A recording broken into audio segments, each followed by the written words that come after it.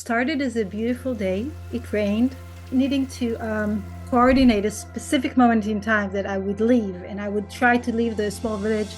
And it took me time to turn left, something I don't recall happening before or after, into the main road. And the next thing I remember was a sense of the boom. I didn't see the other car coming. I don't have any memories of the crash. I was out of my body immediately. My physical body completely crashed, multiple injuries, bleeding, barely making it, and I was in the most beautiful place ever.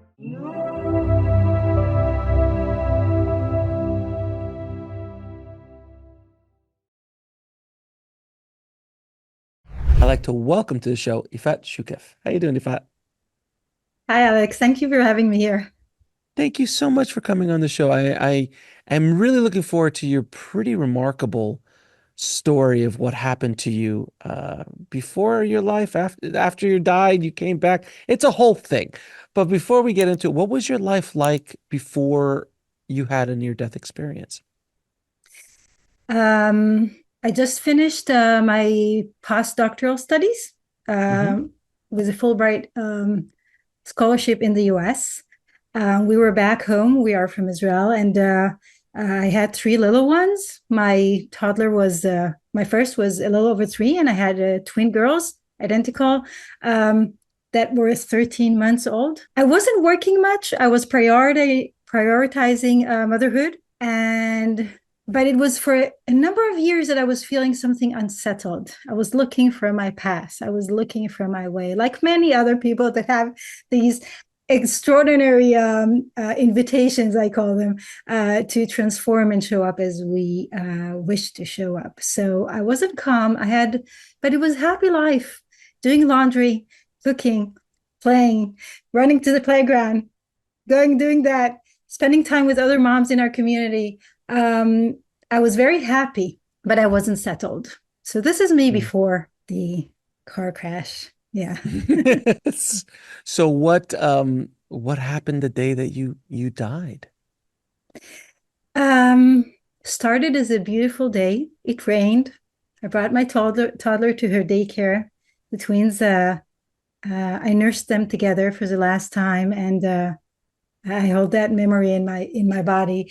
And I went off to the one. I left them home with my mom, and Mhm. it was the one morning I was teaching in an academic college at the time, and spent some time talking to a friend. Had all of the time in the world, and it was like if time was stalling, or like it's spirit was keeping me needing to coordinate a specific moment in time that I would leave, and I would try to leave the small village. And it took me time to turn left, something I don't recall happening before or after, into the main road. And the next thing I remember was a sense of the boom. I didn't see the other car coming.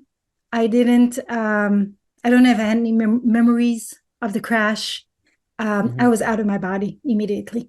My physical body completely crashed, multiple injuries, bleeding, barely making it, and I was in the most beautiful place ever. So, So before you continue, when you were in this car crash, was your soul just catapulted out of your body? Did you feel yes, any of this? You no, didn't feel any of this. So you didn't feel, you saw it, but you didn't feel it. I didn't see it. I didn't see the car Oh. coming. I have a memory of a sense of a boom, but Hmm. I don't even it's like there's no other way for me to describe it. And the next thing is beauty, luminosity, deep stillness. I don't remember leaving my body. I don't remember the car crash taking place, my car spinning around, me being injured. I don't have any memories of that. I was immediately out of my body and And when far away, not even so yeah, seeing. oh yeah, you weren't hanging around seeing anything. You were just instantly transported to the light, essentially. So what was Yes. the so when you realized what where you were, or at least that you were not, one moment you're in the car and the next moment you're somewhere else. What was that like? Take us from there.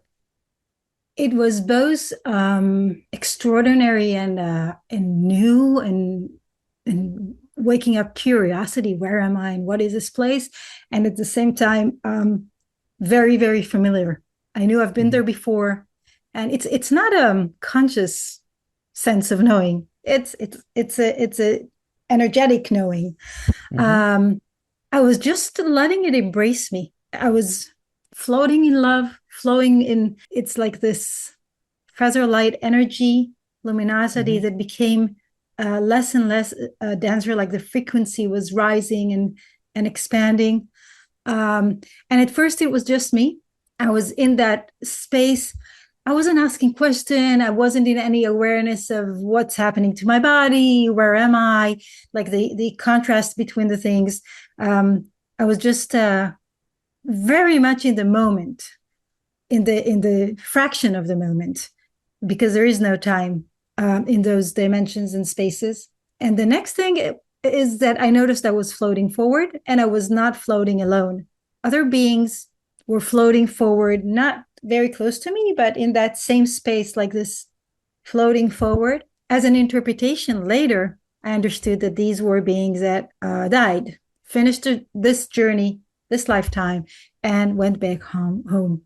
So we were floating forward, and then others came to meet those other beings. Hmm. Sometimes just one being, sometimes a few of them. Some of them took a very human form. Some of them were more like luminous beings. There was one also very much of a just an orb of light that Hmm. just enveloped and embraced that being, and they were floating forward, and I couldn't. I reached a barrier that was not a seen barrier, but I couldn't float forward. I was like stuck. Hmm. I didn't care about it so much. I was just embracing the deep acceptance, the remembrance of who I am, who we all are, feeling the love in my cells, remembering this is what I am. So it was, again, very not in alignment for what was happening to my body at the time, which was breaking, very painful, but I wasn't feeling any of it. And at some point, a figure came towards me. I recognized it as my grandfather, but and I share this as part of the story. I don't know if it was really my grandfather, because I Hmm. recognize a frequency, and I continue now to communicate with this frequency, high, very high frequency.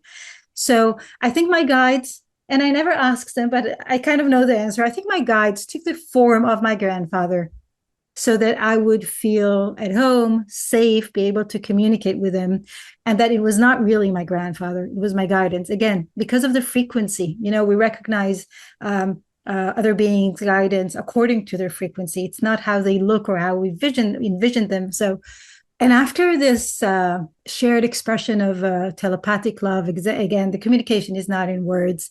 And I'm sure you heard that in many other NDEs.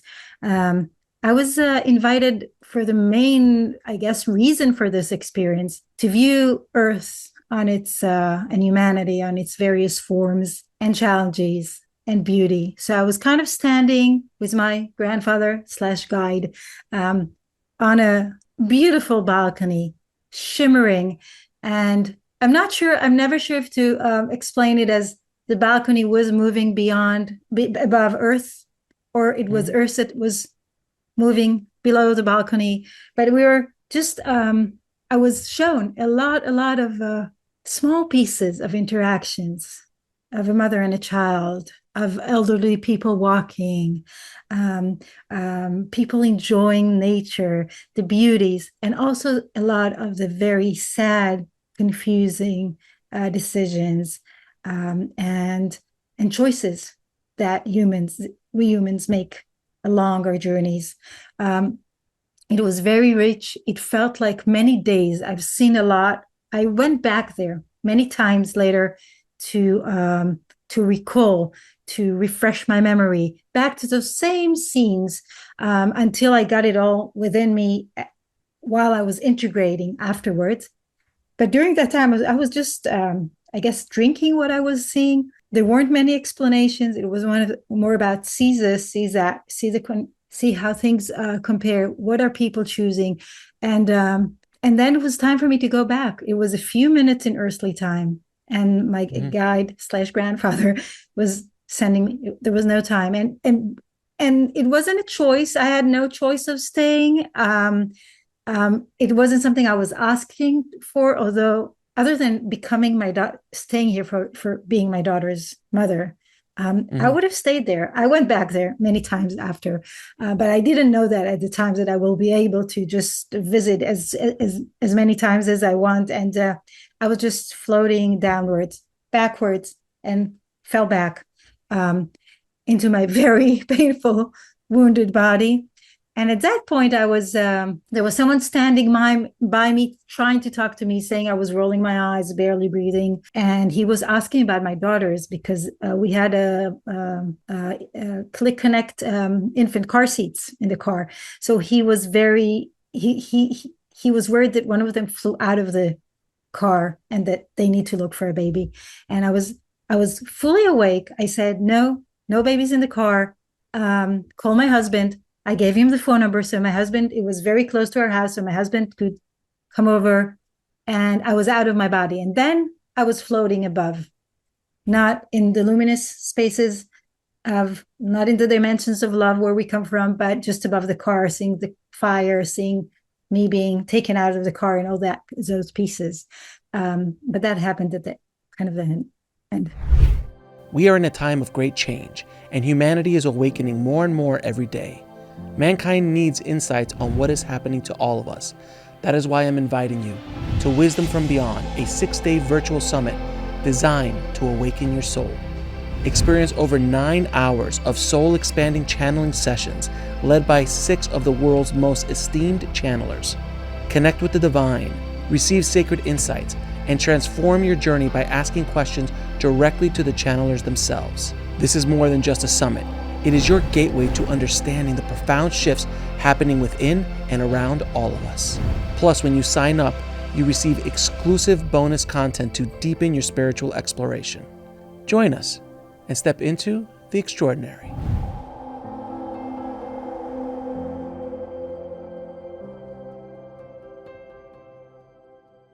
Of it. So, Yeah. so at the end there, when you're floating above watching the scene, are you also feeling what's going on in your body, or are you then just disconnected? You're kind of coming in and out. I'm coming in and out. I'm feeling and I'm escaping. I'm feeling and I'm running away from it. Got it. So Every you're time popping in and out. I dragged back into my body, it was so painful that I was just getting out of it. Fair enough. When you were on the other side, you say that you're floating there, and there were other beings next to you. Are you uh, are you assuming that those beings weren't there for you? They were on their own path, and you were just kind of all walking towards, Yes. for lack of a better word, you're in a subway station. You're all walking towards the trains, and then there was a point where you just couldn't go past anymore. They went on the train, and you didn't have the ticket, essentially. Yes. That's a precise way of putting it. Yes. You What needed did to you? have someone take you forward in order to continue. I didn't have that, and I didn't have any ticket or Right, no ticket to get to the. permission to cross off over. No, not at What that did time. you? So what else did you see besides these beings? What does the environment look like or feel like? I didn't see much. I could see in the very, very, very distance, I could see some gates Okay. very, very, very far away. It was not where I was. It was just luminosity, shimmering, beautiful luminosity. Did you have That any sounds? Did you hear any sounds? Yes. Again, from far away, not where I was. Like the best way I can describe it is like faraway bells, or when my one of my daughters plays a harp, and when she plays a harp and closes the door because of acoustics, and I'm outside and I feel it. I can hear it Faintly. yeah, vaguely, and it's more of a physical feeling of the harp, Hmm. making it sound and creating, because the harp is such an energetic tool, so instrument, so that kind of very, very delicate. So when you were taken by your grandfather slash spirit guide, and you're basically being shown Earth, what do you feel the purpose of that experience was? Because it's not a life review where you review your life or anything like that. It was an experiencing, like, look at Earth from this point of view. And you're seeing the good and the beautiful, but also seeing the confusing and the negative happening down on Earth. It wasn't future events, wasn't past events. It was current things that were happening in the now. Is that correct? It wasn't past, it wasn't future. Was it in the now, or was it examples? As Right. we step into other dimensions, there is no time. So I don't think time has had any significance there. I think the significance was what I was seeing, the interactions. And it was a lot, almost all of the scenes, not all of them, but almost all of the scenes that I recall and are alive within me were about relationships, and a lot about the relationships with our children and the promises. And that takes me to my book. That's the message I'm sharing. And Mm-hmm. I think that's why I needed to see what I was seeing, to understand that it is possible to create different conditions for children, to nurture them in a way that will allow them to avoid a lot of the confusion that we teach them. And we kind of put them into, it's like a child comes and they're love, like you're love and I'm love, and that's what our cells are made of, and our food and our trees and our plants and our pets, everything. And then and we see that love in them because we adore babies, and they push our Mm-hmm. buttons, like reminding us of what we are. It's not just an adaptive availability, like they say in psychology. They're cute so that we would take care of them. No, they're cute because they're still innocent and pure and aligned to their truths, but then we need to fit them in because of uh, of modern life conditions. Because there's no Programming. judgment about it. It's people Yeah, need to put food on their table. People have a sure. lot. It's like there's no judgment about it, but we put them into boxes. And I think that most of what I was seeing was to open my eyes or my heart or my energy. I'm not sure what the right description is. Um, that it is possible to do it differently, Mm. and that these tremendous confusion that we are living in little elements of our lives and in our big conditions of our lives may be good in the sense that the chaos is bringing everything out, and we have to become choice makers in terms of how we walk and what is our truth. But it is also about the very little details of how we walk life within our families, how we raise our children, and how we let them stay true to ourselves, so we will not reach, as I did, a point that I needed a car crash and being severely wounded and needing to reorganize my whole physical so I would not go back to my old life. Why do you think this happened to you? Is that the reason? Like because you seem to have gone being on the path. You were happy.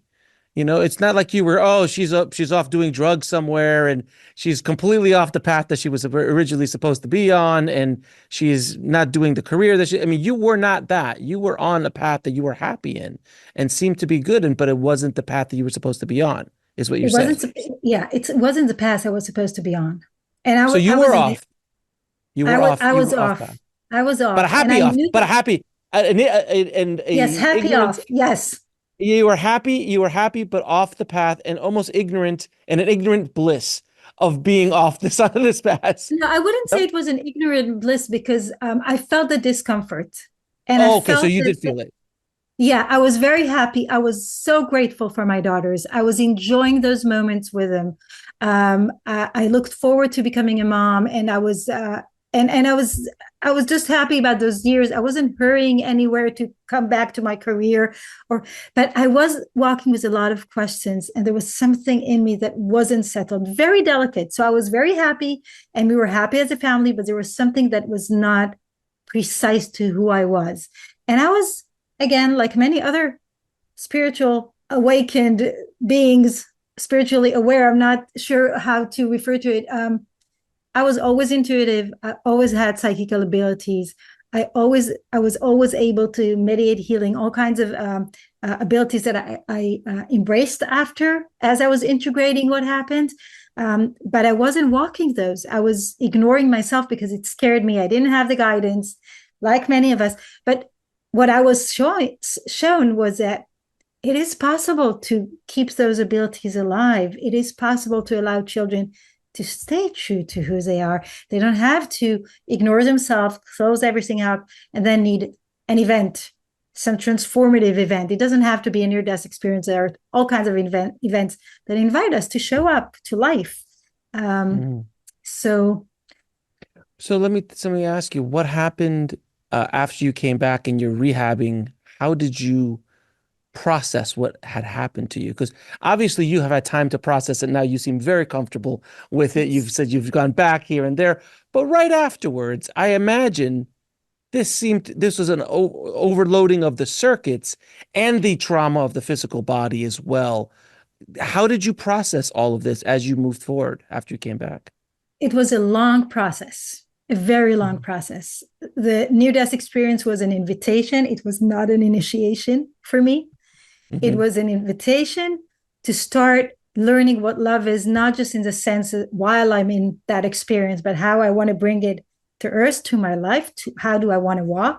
It took me a long time until I started sharing the story, sharing what happened. How long? Um, the first person I talked about this was my husband, and it was a few months after I was back home when we finally had a quiet moment on our own because we had so much help. There were people around all the time. But in the hospital, a lot of things happened. When I later shared with some of the doctors and nurses that were taking care of me and were walking with me through my processes of physical healing, what had happened when I was already about. So they said, "You were calm. You never, I was never angry about anything. I was in tremendous pain and I was smiling at them.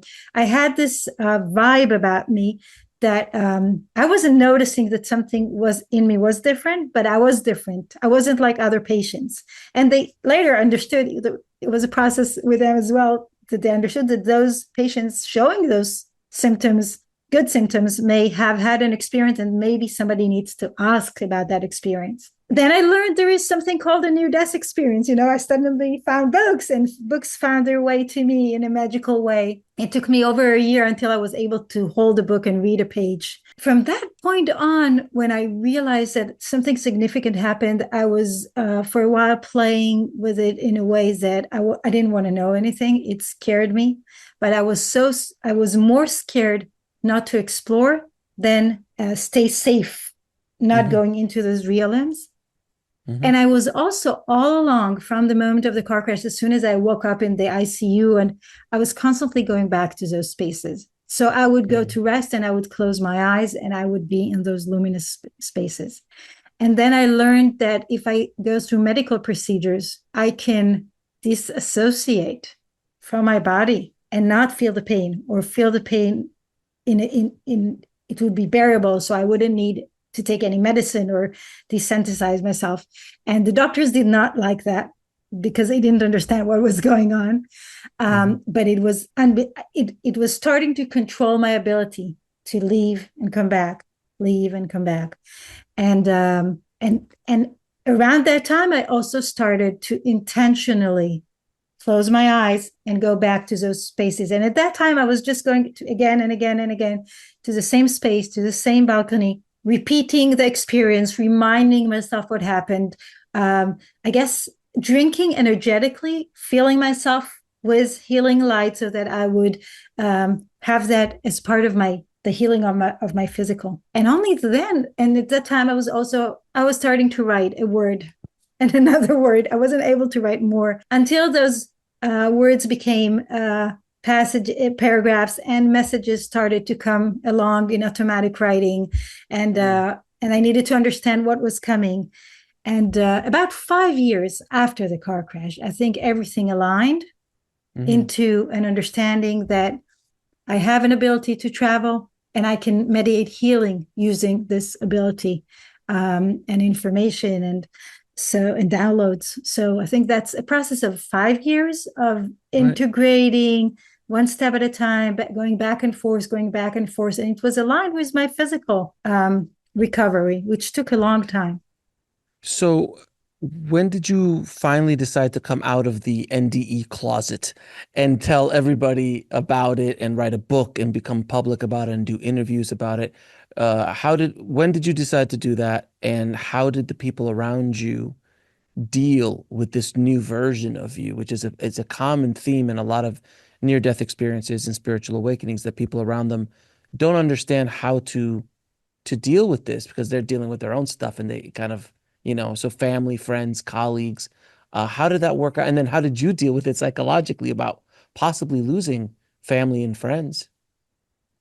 Um, I was lucky to have my closest family very supportive. At some point, my father sent me a book about near-death experience, one of the first books about near-death experience that I read. And it was a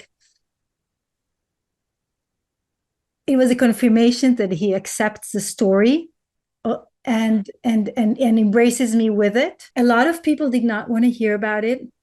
A lot of people wanted to hear a bit of pieces about it, just the luminosity, but nothing about the integration, nothing about the challenges that it brought. It was like, give us that confirmation that afterlife exists, and let's not continue talking.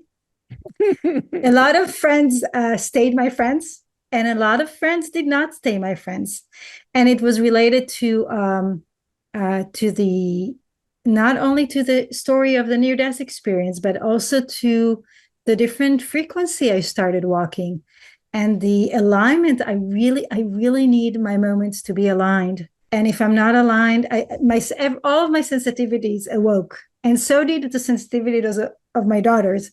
So we were navigating life in a new form. We weren't able to join everything others were doing. We had different priorities because of my limited energy. And I have a few colleagues that still we're not in the same field anymore, but some of them we still are connected through mutual friends, and they don't know how to digest me so well. And I have a few others who think I completely lost it. And about that last point, I think even my close family, at some point, they were accepting the stories. I understood something really significant happened, but they were convinced I lost it, that I'm losing my mind. And it Yeah. was, and having that reflection was also confusing me. And I was asking myself, am I losing my mind? Is any of what I'm remembering and experiencing real? And, but it was stronger than anything else in my life. I know it's real. I have no questions. Um, but I needed to get that confirmation from within me, knowing that it's real. And then when I started meditating healing, that was a proof, I guess. That was the Yeah. most powerful proof, because it doesn't matter what I feel or what I see or what I sense. The end result matters. Is the person, the child I'm working with, feeling better? Is the issue solved or not? So, and that gave me a lot of, I guess, stillness and calmness and confidence within what happened and what I'm seeing and what I'm experiencing. And that gave also the environment around me, my community. They see what I can do for them. So they trust what I'm talking about. So were you raised religious? No, no. Okay, I so was so that I was was never a raised pro in that a was never a problem. secular.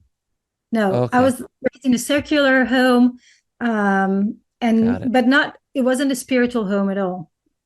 We didn't. Got It it. was just secular. Yes. So then so there wasn't a big battle within yourself of like what you've been told about the afterlife or about how the world works or about God or any dogmas. You didn't really have to deal with any of that. When you came back, you're like, oh, this is the truth. Where there's a lot who are like Catholic or Jewish or Muslim, and they come back and going, well, everything I've been told is a lie because I know the truth now. You didn't deal with that. No, not significantly. I was asking questions. I was trying to fit that into the paradigm I was walking with to make sense of things. And then it was very easy for me to let go of those paradigms because it wasn't aligned. And no, that was not an issue for me, not significantly. And did you have any spirituality in your life up until that accident? It seems like did you ask questions? Did you dig into it a little bit? Nothing. You were just No, like, it's I'm like happy. I'm happy being a I, mom. my friends, like when I started sharing with close friends and when they read the drafts of my book, Yeah, yeah. my close friends from childhood, they were not surprised. They say I always had confidence in the beyond. Okay. A good friend that lost her mom a couple of years before my car crash, also in a car crash, said, "You always knew that. You showed me my mom above the grave at the funeral. You told me let's wait so everybody will go away and you can talk to her." So I was seeing things and I was experiencing, and where I felt comfortable, I would touch on it, but then I would shush. I would back away. So it wasn't, but I wasn't asking questions. I didn't ask questions and I didn't read books or anything. Right. I had a bit of Well, it within me. but let me ask you, so if you had these abilities before the crash, why did you fear it? Why did you pull away from it? Why didn't you embrace it? Because it didn't seem like there's a heavy religious world around you that would condemn you for doing it. So you were truly free to embrace this kind of stuff. But I understand it's a little weird, no question. But why, what was the thing that stopped you from investigating or going deeper into that? I think, in retrospect, I'm like wiser now, but Hmm. three reasons. I didn't, as a child, I wasn't aware of the ones I could have shared that I'm seeing things, experiencing things. Um, and, and I was always told I had a very fruitful imagination. So I was being put down with my abilities and that I lost my confidence as a teen for a while. And that's the second reason. And I see that with a lot of teens I work with. Something opens up spiritually in the teen years, and it comes with puberty. And something just, it's like the soul as we reach puberty, and the kids are as if adults, like the physical body is becoming an adult body, although they're still kids. But many years later, um, the soul is starting to shout and align and say what it wants and what it is and what the past is, and they have a lot of spiritual experiences. I, as a teen, I knew when people were going to die. I had premonitions about people in my environment, in my community, dying, and then they died. Now what I didn't know is that what was happening was that I was tapping into the field, and the information of something coming was in the field, so I could tap into it. I thought I was contributing to their death. Oh, And I wow. was scared. I was scared of Mhm. being myself. And that would happen. And then I would close all the doors scared. And then something else would come along and it would be delicate or it would be big. And I would close those doors again. And a third reason that I think is true for many of us walking spiritually, this is not my first time around on earth. And I know now because I worked with a lot of past lives and parallel lives, not using my power well, of abusing my Mm, power. And mm. sometimes the abuse of our power is about not bringing our gifts to the world. We don't do anything bad, but I was really afraid of being a channel for healing, for mediating healing. I needed, and ethics was and still a big issue for me because I think we need to be very careful when we mediate something energetically at the soul level. It's really, really, really important. And I needed to process that. And until I was giving that, excuse my language, kick in the butt with the car crash and the near death experience, saying either you become who you are, or you basically you can live your life dead. Um, I was really scared to show up for who I am, but then I didn't have any choice because that was why I came back. Right. Do you agree that on the other side, we do create a blueprint, a plan for what we want to learn in this life, in this incarnation? Oh, definitely. Yes. Yes. And The challenge and is you were off of it. we create a plan, we have a Mm. blueprint, and some of it is very personal. Um, Mhm. the type of the personality of the parents, where you're born, specific challenges that you want as a soul to go through, and in order for you to grow. And some of this blueprint and expectations is universal, and we try to weave it in together. And sadly, for most souls beings coming to Earth these days, um, it's a plan that is going to change because the confusion around us is so tremendous. This is why I find it so important to find the ways and create the conditions for those kids and those families that are aware to stay true to who they are, to stay true to their ability to listen, to be in a constant motion of healing and opening up and embracing the moment and so forth. So yes, we do have a blueprint. Only a small part of it we manage to go through, unless we are very, very aligned. And being aligned is challenging. It's not an easy path. But when you get online, it's just like this wonderful ride. When you are on the Yes. path of where you're supposed, like doors open up, things happen the way they're supposed to, people come into your life the way it's like you are just rocking and rolling. And then the rest of the time, you're just like bumping into a wall, bumping into a wall, bumping into another wall, going around. It's the road gets rough. It's not a paved road. You lost your shoes. Like it's rough sometimes, to say the least. It's rough. And I think even being aligned all the time is very tough because you lose a lot of people. You need to prioritize what you're doing, what you're not doing. Um, and unless I'm very fortunate to have a number of people around me that are all walking aligned and prioritizing their alignment. So this makes it as a family easier because we are a number of families walking and there is a gap, we bridge it. But for most people, it's yeah, the road is rocky. I know it was rocky for me, and it can still become rocky at times. And I try Oh to yeah. enjoy it.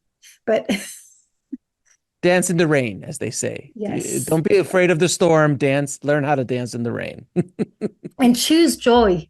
Choose to see the beauty. Choose to be grateful. Everything that is happening in my country now, it's very difficult to, say, oh, I'm not part of it. I am part of it. That's the situation. But it's about where we put our energy, what we're choosing to Mm. focus on, and how to live our lives. Do you believe that this next generation coming up as a parent and seeing your children and seeing other children, that these souls that are coming in are much more awakened and ready than we were when we were coming in, as far as the level of frequency of these beings, understanding that they're not falling into the traps that maybe you or I might have done in the dogmas or these institutions or the stories that we were told coming in, that we might have believed until we discovered the truth ourselves. When they come in, they look at it and go, "That's ridiculous. Why would I do something like that?" Do you agree with that? Yes, yes. I will say that that my sample of the children and the teens and the families that I meet is not representative. I meet spiritually aware families from all over Sure. the globe and my community. So it's a type of children that I meet. But when I look at little ones, it's expanding and and you get that glimpse of eye to eye with them, and for a moment you can see I can see their being, and some of them are souls and some of them are beings that it's their first journey to earth and possibly the only one. They are here because of the adventure for them and because they're helping us raise a frequency. So yes, a lot of these kids offer us higher frequencies. They show tremendous wisdom. They can say the wisest sentence and they have no idea what they said a minute later because they're still in a dependent body. They don't forget as much as many of us did. Like, kids come and they're aligned and they're aware and they talk with their angels and their spirit guides. And then they start to forget also because of how what we teach them in the educational system and in the homes and in religious. And so the forgetting is not just a natural process, it is also something society creates. But those that are coming now, it's much harder for us to make them forget. They're on a mission and they're doing Mm. their best to remember. And they are bringing us something, they're bringing beautiful, beautiful energies and beautiful gifts. But we need to nurture that because it's very easy to to stop a child from being who they are because they want to please us. They're dependent on us. So Mm-hmm. even those really, really advanced beings and advanced old souls coming to raise a frequency and they're all over the world, um, need our help as parents, as adults, in the service and the conditions we create for them. I'm sure people listening right now who are or have lost somebody, who is about to lose somebody, or they're on their way out of this journey themselves, and they know that time is coming soon. What message do you have for them? What advice do you have for them for dealing with this loss or preparing to transition, for your point of view? For the one preparing to transition, I would just invite them to trust their last breath, that the most beautiful thing that ever experience is going to happen at that moment. And if they're still in a state that they can read books or listen to audiobooks or listen to a podcast like yours, listen to as many near-death experiences as you can, because this will give you the confirmation and remind you of something that you know. For those staying behind, I think the hard pieces of those leaving are the suffering that need, because you need to leave the body somehow. So you need to help your body decline in some way. And sometimes we need those processes of developing dementia or Alzheimer's so that we reconnect to the spiritual world. Sometimes we need to be ill to appreciate and become grateful and let others take care of us and let go of control. So sometimes we need those processes, but they're not fun. I think that's part of the challenge. For those staying behind, I think that's the most challenging piece because we really miss those that have left. And sometimes it is right for them to communicate with us. We can always ask for signs, and we each see signs in different ways. It can be song, and it could be butterflies that many people see. It can be various natural signs coming from nature. We can ask for those signs, but I've also learned that it's really important to respect the processes of those who left. Not always, they're not always available to come. Sometimes they need to integrate and they need to be away from us for a while until they can return and communicate with us. And people may, if you share, and I hear that a lot, people get the signs and get the tap. They feel physically their loved one coming and touching them and being there for them. But if they share it with others, people don't believe them and think they're going crazy. And just trust what you're feeling. Trust what you're feeling. And for many, those connections actually open them up to spirituality and for downloads and information and guidance.